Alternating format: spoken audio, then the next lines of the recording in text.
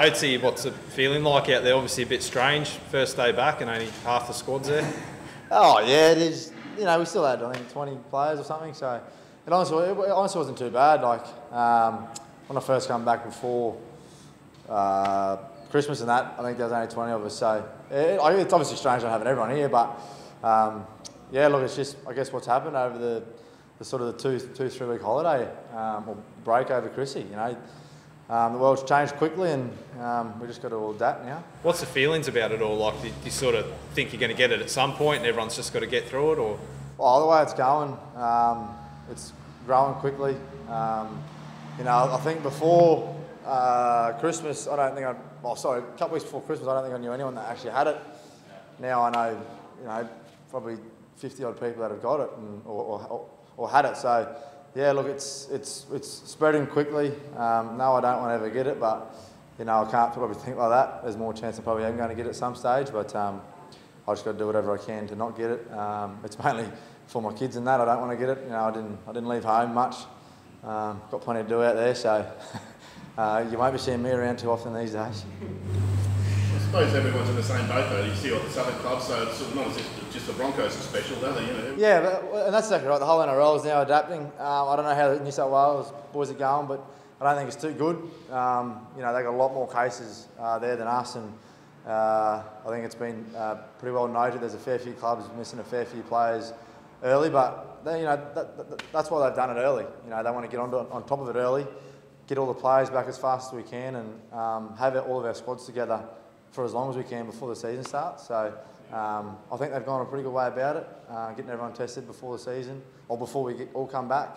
You know, getting all the results, and you know, everyone's serving their quarantine and doing the right thing. And you know, we got to look after, you know, the game and ourselves, and also our families and everyone else. And if we follow the rules, then we're going to be all doing a pretty good job. Is everyone all right as far as you know? Like, as far as I know, everyone that's got it is, I think, is it asymptomatic? They aren't showing many signs. I think they've all got, they've all been vaccinated. So you know, they've all got it. They didn't even know they had it. You know, obviously their tests come back positive. So yeah, none of them are showing symptoms. Yeah, so they're, as far as I know, they're all feeling pretty good. What about Kevy, mate? He's not a young buck like you fellas. Yeah, I don't know how the old boy's going, but you know, hope it doesn't ruin his voice too much when he comes back. Hope it hasn't hurt his lungs. He does a fair bit of training. He's still Kev, but yeah, look, I didn't even know, to be honest, who had it.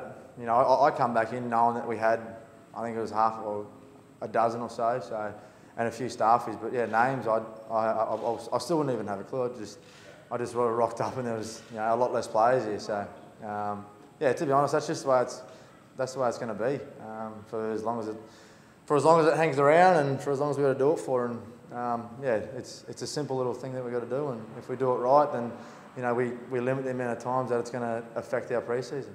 I suppose, you know, all the youngsters out there, you see what's happening in the Big Bash. You know, guys, they've got to be prepared for the season ahead. What could happen, I suppose? Is that fair to say? Yeah, no, you're exactly right. I love my NFL, and I've been watching a fair bit of that, and you follow that a fair bit, and you know, they've had to adapt really well to it. I think they test every day. Players are in, players are out. Games are moved. You know, I think there's a game into play on a Thursday night over there, end up playing on a Sunday, and then the next week's schedule got all changed around at the start of the next week. Same with the BBL. Now there's, you know, the Heat have missed 2 games, you know, because they've got, I think, like 5 players or something. So you know, it's just about adapting. We've done it well the last few years, and there's just another hurdle that we've got to, you know, get over, and just adapt to it. You know, just work with, I guess, the government and what the rules are, and you know, just as players and as clubs, just do what we can to keep our game going and everyone's safe, and yeah, just follow the rules. The last couple of years have been pretty crazy, but do you think this year could be even crazier? Because no one actually missed the game with COVID. I don't know if you've seen my Instagram post, but I think it was a pretty good summary of this year's COVID. Don't follow you, Oatesy. Started well, and then yeah, just all come crashing down towards the Christmas. So no, look, yeah, last year everyone thought it was getting better and better and better, and then we just been smacked with another one. So yeah, look, like I said, it's just all about adapting, you know, and just whatever happens, whatever the NRL decide to do, if games get changed, 3 days before it, we just got to deal with it and move on. Everyone's dealing with the same thing, so it's not, we aren't any special people, we aren't getting special treatment. We just got to adapt and, whatever gets thrown at us, just deal with it. But see, I suppose some clubs have pretty stable rosters, but you've got a few real big names coming in. Pre-season training, fitness stuff is done. This should be the time where the combination's been worked on. So there is an effect happening, isn't there? Like you're playing touch footy out there. Well, it's pretty lucky that actually our halves combinations are still together. So, no, look, the blokes that have come in, they've actually, gelled really well. It hasn't been like, people are standoffish and, Adam Reynolds is here and Kurt Capewell, you're just not got to listen to everything they do and, just, get into it slowly. Everyone was very welcoming for the boys and they fit in straight away. Everyone knows what Reynolds can do, so everyone's going to sit there and listen to what he's going to say. Everyone knows what Kurt Capewell can bring to a team. Everyone knows what all the other boys, Ryan James, he's a class player for a Middle East. I couldn't believe how big he actually. I've never, had a conversation up close with him, and he's a big man and he's fit and he's been around for a long time. So all the boys that have come in, all the boys actually are looking up to him and really, going with him and learning a lot off him. So yes, it is, unfortunate that this has happened and we've got a couple of them out, but mate, they've come in and just they fit in really well, adapted to the way we play, and they're bringing in what they know and just teaching the younger boys some new things. What's this? Ask that question. You're just a bit more, but with the combinations, like I just say, Adam's here this week, and he might not be there. But he was here before Chrissy, and I think that's helped. And I know you're saying that we could lose a half here and there, but it's just we've got to deal with it. There's not much we can do if we stick to the same structures and to the way that he wants it played and the way the coaches want the structures done. It shouldn't really matter a lot. Yes, it's going to affect the combinations maybe, but it's just something we got to do. When they come back, we do extra training, extra time on the field to get that combination, the timing with your halves, the timing with your centres, and with your fullbacks. We might have to do extra stuff, but like I said, it's just I think we just got to really be focused on adapting quickly with the way that this new COVID strain's going. What's this year mean for yourself, Oatesy? Mean for me? And your future and a lot. It is. I think this is my future this year. Obviously, I'm off contract at the end of the year. My performance is going to be everything. Obviously, it's been a tough few years, not only for the team but for myself on the field.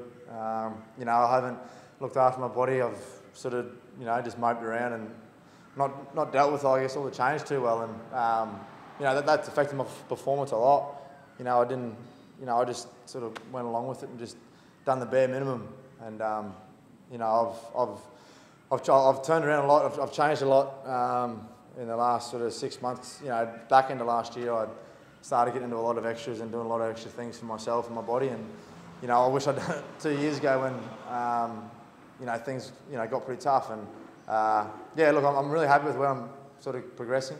I feel good again. I feel I'm getting my speed back, my strength, my power, and all that sort of stuff. And if I can stay healthy and fit, then it'll be a pretty good year for me. Did you hurt yourself out there then? You looked a bit gingered. No, it was just I think I'd done a bit too much in the off-season, in the break. So the old boy come back a bit sore. But no, I'm all good. It's nothing that we're worried about or anything. I think it's just a bit of a back nerve or something. So it's never bothered me before. It's popped up every now and then, but it goes away pretty quick. So look, it's just a big year for me, but I'm pretty confident that I can obviously want to get keep back. playing next year. This isn't the end of you. No way. Nah. Look, like I said, if you asked me a while ago, I would have been pretty hesitant because I just I wasn't feeling great. But that's because I was doing bugger all for myself. And now, like I said, I feel good.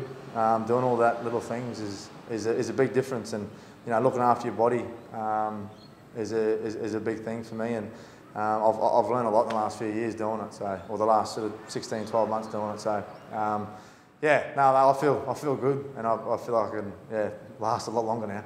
Yeah, sweet. Just on the COVID stuff, are you guys get boosters soon, or are you due for them? I don't know, but I want one with how quick this bloody thing's spreading. So I wouldn't mind a booster anytime soon. I'm not sure. Well, I don't know how does it. What does it boost it? What does it do? See, after 5 months, I think, is it? 4 months, yeah. Just get another one. I'll just get a couple. Can you get them every 5 months or something? Get them every 5 minutes, mate. Yeah, just smack them in. I don't know. I haven't, to be honest, that's something probably got to ask the club. I'm not sure when we're getting them, but I'm sure we'll be getting them. With, I guess, how rapidly this strain's spreading. So, yeah, I hope a new strain doesn't pop up midway through the season, seriously. How many can there be? Thanks.